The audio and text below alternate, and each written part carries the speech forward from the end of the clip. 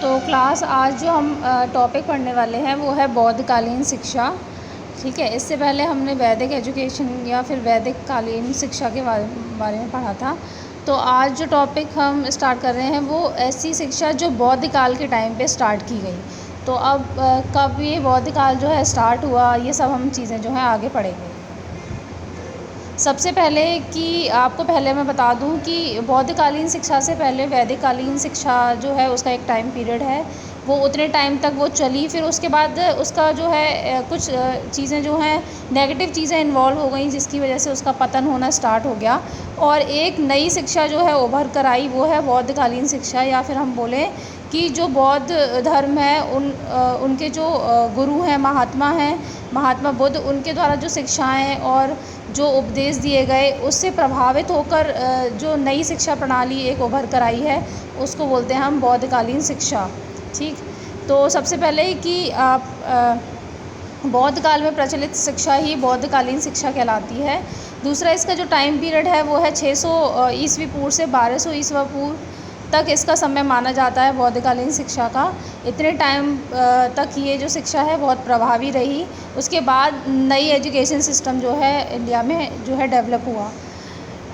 महात्मा बुद्ध द्वारा दी गई शिक्षाएं तथा उपदेश का प्रभाव भारतीय शिक्षा पर पड़ा। परिणाम स्वरूप बौद्धकालीन शिक्षा का प्रादुर्भाव हुआ और इस काल की शिक्षा को बौद्धकालीन शिक्षा कहा गया। ठीक है, महात्मा बुद्ध ने जो शिक्षाएं और उपदेश प्रदान किए जो भारतीय लोगों को, उसका कहीं ना कहीं हम प्रभाव शिक्षा पर भी देखने को मिलता है और उसका एक नया कॉन्सिक्वेंसेस क्या निकल कर आया, एक परिणाम क्या निकल के आया कि उनके द्वारा दी गई शिक्षा और उस काल की शिक्षा को बौद्धकालीन शिक्षा प्रणाली कहा गया। ठीक, अब इसकी कुछ विशेषताएं हैं। अब विशेषताएं बोलो या फिर हम अगर इसको डिफ़ाइन करने को बोलें कि बौद्धकालीन शिक्षा को आपको डिफ़ाइन करना है, तो आप इन जो पॉइंट्स हैं इनके बेसिस पे जो है डिफ़ाइन कर सकते हैं। आप विशेषताएं बोल लीजिए या पैराग्राफ में आप इसको जो है शो कर सकते हैं, पैराग्राफ वाइज, पॉइंट वाइज। ठीक है, लेकिन मैं इसको विशेषताओं के जो है द्वारा समझा रही हूँ पॉइंट वाइज, और ये सब कुछ कवर हो जाएगा इसमें। तो सबसे पहले विशेषता है शिक्षा की संरचना। ठीक है, स्ट्रक्चर ऑफ एजुकेशन। तो इससे पहले क्या होता था, आज वर्तमान समय से पूर्व क्या होता था कि शिक्षा जो है वो न केवल जैसे आज हम देखते हैं कि प्राथमिक शिक्षा है, फिर माध्यमिक शिक्षा है, फिर उच्च शिक्षा ग्रहण करता है बच्चा। ठीक है, लेकिन पहले क्या होता था कि शिक्षा जो है वो केवल दो ही पार्ट्स में डिवाइड थी, प्राथमिक और उच्च शिक्षा। ठीक है, अगर आपको प्राथमिक एक व्यक्ति को, ठीक है, तो शिक्षा जो है दो ही पार्ट्स में डिवाइड थी, आपकी प्राथमिक और उच्च शिक्षा, मतलब प्राइमरी और हायर एजुकेशन। ठीक है, सेकेंडरी एजुकेशन वाला कोई कॉन्सेप्ट नहीं था उस टाइम पे, ये बाद में आया है। ठीक, तो प्राथमिक शिक्षा का जो लेने की जो आयु थी, बच्चा जो है 6 साल का हो जाता था तब जो है प्राथमिक शिक्षा को लेना वो प्रारंभ करता था। और ये जो शिक्षा की अवधि थी, ठीक है, ड्यूरेशन पूरा जो था प्राथमिक शिक्षा का, वो 6 जो है ईयर का था, 6 वर्ष का था। ऐसे ही आप उच्च शिक्षा की साइड जाएंगे तो उच्च शिक्षा के लिए भी जो आयु थी, प्रवेश की आयु, वो 12 वर्ष थी। बच्चा 12 वर्ष की आयु में उच्च शिक्षा में प्रवेश ले सकता था। और इसके अलावा इस शिक्षा का पूरा जो ड्यूरेशन है, पूरी अध्ययन की जो अवधि है, वो 12 वर्ष हुआ करती थी। ठीक है, तो ये जो है स्ट्रक्चर ऑफ एजुकेशन है किस टाइम का, बौद्धकालीन शिक्षा के समय का। अब इसी तरीके से आप ये देखेंगे कि शिक्षा जो है वो जैसे स्ट्रक्चर के पार्ट्स पे 2 पार्ट्स में डिवाइड है, ऐसे ही इसके पाठ्यक्रम को लेकर भी हम देखेंगे तो ये भी 2 पार्ट्स में हमें देखने को मिलता है। ठीक है, तो नेक्स्ट जो हम देख रहे हैं पॉइंट वो है अनुशासन। अनुशासन क्या है, क्योंकि बौद्ध शिक्षा के समय पे हुआ क्या करता था कि बहुत मतलब हॉस्टल वाली शिक्षा थी। ठीक है, आवासीय शिक्षा हुआ करती थी बच्चे को, या हम ये कहें उस टाइम पे जो उच्च शिक्षा ग्रहण कर रहा है बेसिकली, वो बच्चा क्या करता था, वो बिहारों में जाके जो है उसको शिक्षा लेनी है। ठीक है, तो उस बच्चे को हम भिक्षु कहते थे। ठीक है, मॉन्क जो कहते हैं हम उनको, वो भिक्षु कहा जाता था। तो बहुत ज़्यादा जो है कड़े नियमों का पालन उनको करना पड़ता था, जैसे कि उनको 10 जो है नियम जो थे, उनके 10 आदेश जो थे उनका पालन करने पड़ता था, जिसको अब मैं आगे जो है डिस्क्राइब कर दूँगी। ठीक है। तो 10 नियमों 10 आदेशों को उनको अनिवार्य रूप से उसका पालन करना पड़ता था, और यदि अगर वो किसी भी तरीके का उसका उल्लंघन करते हैं, नहीं मानते हैं, तो छात्रों को मठ और विहारों से बाहर कर दिया जाता था, निष्कासित कर दिया जाता था। ठीक है। इसके अलावा गुरु और शिष्य दोनों ही बड़े कड़े अनुशासन के साथ जीवन जो है व्यतीत करते थे। बहुत ही मर्यादित तरीके से जो है जीवन व्यतीत किया जाता था। तो हम ये कह सकते हैं कि अनुशासन की समस्या हमें देखने को मिलती ही नहीं थी कि कोई अनुशासनहीनता करे, क्योंकि बच्चा जो है बहुत ही ज़्यादा नियम का पालन कर रहा है, कड़े नियमों का पालन कर रहा है, उसके साथ उसके गुरु भी उसका इसमें साथ दे रहे हैं। तो इस तरीके से अनुशासन वाला पूरा जो है चीज़ें थी। नेक्स्ट जो पॉइंट है वो है गुरु शिष्य संबंध। तो गुरु शिष्य संबंध जो है बौद्धकालीन शिक्षा के टाइम पे बहुत ही सौहार्दपूर्ण था, बहुत ही प्रेम, श्रद्धा और विश्वास और कर्तव्य के साथ जो है एक गुरु अपने शिष्यों के साथ रहते थे। और कहीं कहीं पर आप देखते हैं एक है पर्सन अल्तेयर। तो अल्तेकर जो है वो लिखते हैं कि नव शिष्य और उनके गुरु के मध्य संबंधों का स्वरूप पुत्रानुरूप था। मीन्स कि एक नया जो शिष्य आता था वो अपने गुरु के संबंध, उनका जो संबंध था वो कैसे था, पुत्र के अनुसार। मतलब जो गुरु होते थे वो अपने शिष्य को पुत्र के अनुसार जो है पुत्र के रूप में उसको स्वीकार करते थे और वैसे ही उसके साथ व्यवहार करते थे। तो हम ऑल ओवर ये कह सकते हैं कि बौद्धकालीन शिक्षा के समय में जो गुरु शिष्य संबंध थे वो बहुत ही अच्छे थे, बहुत ही सम्मानपूर्ण थे, बहुत ही विश्वास और प्रेम से आबद्ध थे। ठीक है। नेक्स्ट पॉइंट है स्त्री शिक्षा। तो स्त्री शिक्षा के लिए क्या था, प्रारंभ में हम ये देखते हैं कि बौद्धकालीन शिक्षा में स्त्री शिक्षा का कोई कॉन्सेप्ट नहीं था। लोग स्त्रियों को किसी भी तरीके की शिक्षा नहीं प्रदान की जाती थी। लेकिन क्या हुआ कि महात्मा बुद्ध के कहने पर जो है स्त्रियों को संघ में प्रवेश करा दिया गया, अनुमति जो है दे दी गई, और मठों विहारों में स्त्रियां जो है रहने लग गईं, जिनको भिक्षुणी कहा जाता था, और वो भी बहुत ज़्यादा नियमों और ब्रह्मचर्य का पालन करती थी, कठोरता से जीवन व्यतीत करती थी। लेकिन हम ये देखने को हमें ये मिलता है कि जो सामान्य जो जनता थी, सामान्य जो स्त्रियां हुआ करती थी, उनके लिए शिक्षा जो है उपेक्षित थी। ठीक है। जो उच्च कोटि या फिर हम ये कहें कि कुलीन वर्ग से जो महिलाएं जो हुआ करती थी वही शिक्षा ग्रहण कर सकती थी। सामान्य जनता की जो महिलाएं हुआ करती थी या हम जनसाधारण जो महिलाएं हुआ करती थी उनके लिए शिक्षा का कोई प्रावधान नहीं था। नेक्स्ट है शिक्षा का माध्यम। तो शिक्षा का माध्यम से मतलब है कि जो शिक्षा आपको प्रदान की जा रही है वो किस भाषा में प्रदान की जा रही है। तो दोनों ही हम देखते हैं, प्राथमिक शिक्षा ले लो या फिर उच्च शिक्षा ले लो, दोनों का ही जो माध्यम हुआ करता था वो पाली भाषा हुआ करता था। ठीक है। पाली भाषा में जो है गुरु अपने शिष्यों को शिक्षा जो है प्रदान करते थे। ठीक। इसके बाद दूसरा नेक्स्ट पॉइंट है प्रशासन और वित्त। प्रशासन और वित्त का मतलब ये है कि तो नेक्स्ट पॉइंट है आपका प्रशासन और वित्त। प्रशासन और वित्त का मतलब क्या होता है कि कौन किस तरीके से जो है संस्थान को फाइनेंस जो है मिल रहा है। ठीक है। तो प्रशासन का, एडमिनिस्ट्रेशन का जो पूरा काम है वो संघ पर जो है डिपेंड था, संघ का कंट्रोल था पूरी तरीके से। संघ का मतलब है एक कुछ लोगों का ग्रुप हुआ करता था, वो पूरा कंट्रोल करते थे सिस्टम को।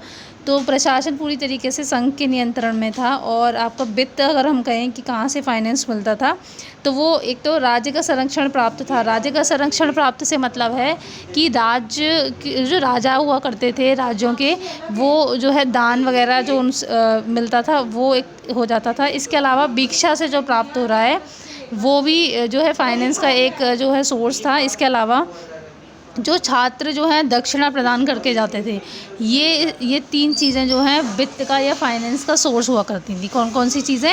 एक तो राज्य जो है दान जो है दे रहे हैं वो, ठीक है। इसके अलावा जो गुरु दक्षिणा मिल रही है वो, और इसके अलावा जो भिक्षा से प्राप्त हो रहा है वो फाइनेंस का जो है एक सोर्स हुआ करते थे। नेक्स्ट पॉइंट है शिक्षण विधियाँ या फिर टीचिंग मेथड। ठीक है। तो टीचिंग मेथड क्या हुआ करते थे कि बच्चा हुआ करता था उसको शिष्य जो है वो जिस विधि के थ्रू पढ़ा रहे हैं, ठीक है, जिस विधि का प्रयोग कर रहे हैं उन्हें शिक्षण विधि कहते हैं। तो शिक्षण विधि बेसिकली जो है आपकी व्याख्यान विधि, प्रश्नोत्तर प्रविधि, ठीक है। इसके अलावा अनुकरण प्रविधि, ठीक है। इस तरीके की विधियां जो हैं प्रयोग में लेके जो है प्रयोग किया जाता था एक जो है टीचर के थ्रू अपने कुछ भी चीज़ों को पढ़ाने के लिए, ठीक है। और अक्षर ज्ञान प्रदान किया जाता था, और जब तक वो सीख नहीं जाते थे तब तक वो उसका अभ्यास करते थे। तो एक अभ्यास विधि भी थी।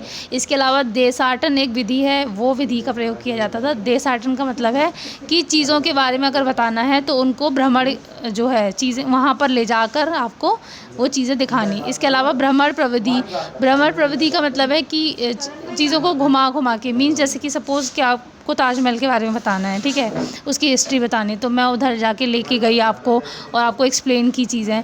तो ये एक जो है टीचिंग का मेथड हुआ करते थे ये सब।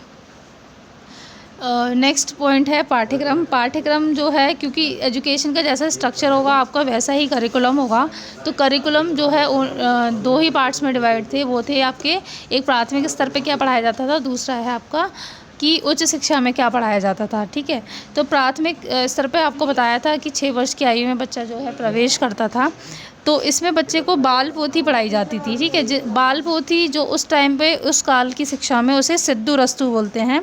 सिद्धि रस्तु बाल पोथी को ही कहा जाता है। और उसमें कई, जैसे उसमें कई सारी चीज़ें होती हैं, जैसे कि उसमें 49 जो है अक्षर हुआ करते थे, 300 श्लोक हुआ करते थे और 12 अध्याय, इन सब से मिलकर जो है बाल पोथी या सिद्धि रस्तु जो है बनती थी। और 6 माह तक ही इसका जो है अध्ययन कराया जाता था बालक को।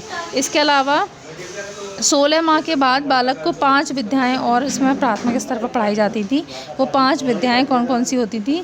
शब्द, तर्क, चिकित्सा, अध्यात्म और शिल्पकला। ये जो है प्राथमिक स्तर का पाठ्यक्रम है। अब ऐसे ही जब किसी को उच्च शिक्षा ग्रहण करनी होती थी तो उच्च शिक्षा जो है बौद्ध काल में 2 पार्ट्स में डिवाइड थी, ठीक है।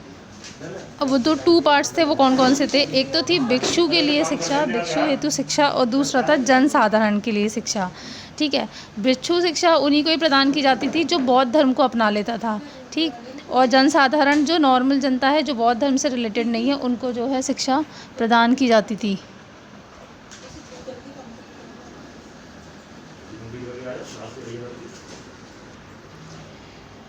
ठीक है। तो भिक्षु हेतु जो उनके लिए पाठ्यक्रम हुआ करता था वो और पूरा जो है बौद्ध धर्म से संबंधित था। धार्मिक शिक्षा वैसे बेसिकली उनको पढ़ाई जाती थी। अब वो धार्मिक शिक्षा किससे संबंधित होगी? आपकी बौद्ध धर्म से संबंधित, ठीक है, जिसमें उनके पिटक वगैरह जो हैं, विनय पिटक, सुप्त पिटक, अभिधम पिटक, ये सब चीज़ें जो हैं उनको पढ़ाई जाती थी जो बौद्ध धर्म से संबंधित थे। दूसरी शिक्षा जो है वो है जनसाधारण के लिए शिक्षा। जनसाधारण को साहित्य, तर्क, न्याय, चिकित्सा, राज्य व्यवस्था, इन सब चीज़ों का ही अध्ययन कराया जाता था। और इस पूरी शिक्षा की जो अवधि थी वो 12 वर्ष की हुआ करती थी, ठीक।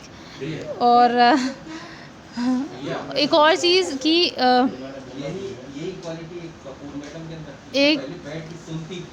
एक चीज़ ये कि प्राथमिक शिक्षा जो है, प्राथमिक शिक्षा,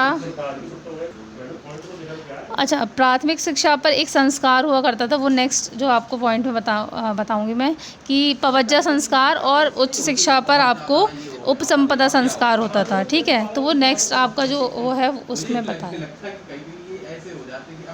नेक्स्ट पॉइंट है संस्कार, ठीक है। सेरेमनीज जो है बहुत हुआ करती थी बौद्ध काल में। तो 2 शिक्षा से संबंधित जो सेरेमनी है वो 2 हैं। एक है पवज्जा संस्कार और दूसरा है आपका उपसंपदा संस्कार, ठीक है।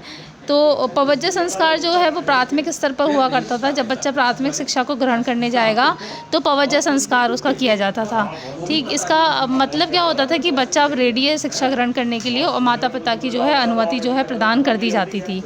दूसरा जो उच्च शिक्षा के समय पर होता था वो है आपका उपसंपदा संस्कार, ठीक। तो सबसे पहले पवज्जा संस्कार क्या है ये देख लेते हैं कि पवज्जा संस्कार का मतलब है कि मठों में प्रवेश करने के लिए जो है बच्चा जो है रेडी कर दिया जाता था और माता पिता की पूरी तरीके से अनुमति जो है प्रदान कर दी जाती थी। अच्छा, बालक को जैसे हम आज स्टूडेंट बोलते हैं वैसे ही उस टाइम पे भिक्षु कहा जाता था या फिर नवशिष्य उसको बोला जाता था।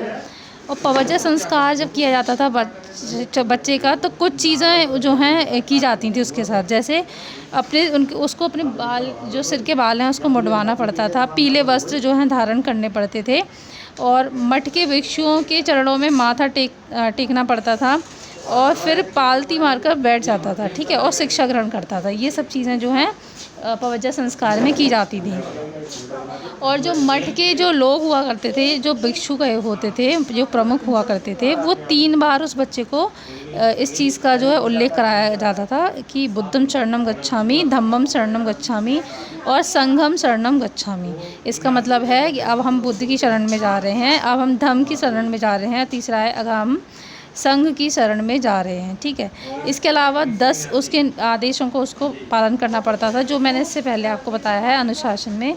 तो वो जो 10 आदेश थे जिसको उन्हें कठोर तरीके से पालन करना पड़ता था, वो है आपका, एक है जीव हत्या नहीं करना, दूसरा है चोरी नहीं करना, तीसरा है अशुद्धता से दूर रहना, चौथा है असत्य ना बोलना, पाँचवा है मादक पदार्थों को सेवन नहीं करना, छठवा है वर्जित समय पर भोजन नहीं करना, 7th है आपका नृत्य संगीत और तमाशों के पास न जाना, 8th है श्रृंगार की वस्तुओं का प्रयोग नहीं करना, 9th है ऊंचे बिस्तर पर न सोना और 10th है आपका सोने या चांदी का दान न लेना।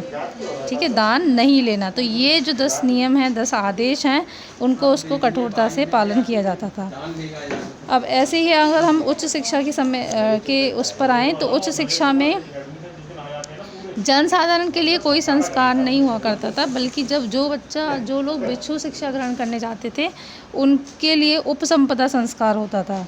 ठीक, और उसको कुछ नियमों का जो है पालन कराया जाता था बच्चे को, जैसे उसको साधारण वस्त्र पहनने पड़ते थे, दूसरा है वो वृक्षों के नीचे ही उसको रहना है, वास करना है, तीसरा है भिक्षा मांगनी है तभी भोजन ग्रहण करना है, सात्विक भोजन ग्रहण करना है, 4th है चोरी नहीं करनी, 5th है जीव हत्या न करना और 6 है वर्जित समय पर भोजन न करना और 7th है औषधि के रूप में गौमूत्र का सेवन करना। ठीक है, तो ये उच्च शिक्षा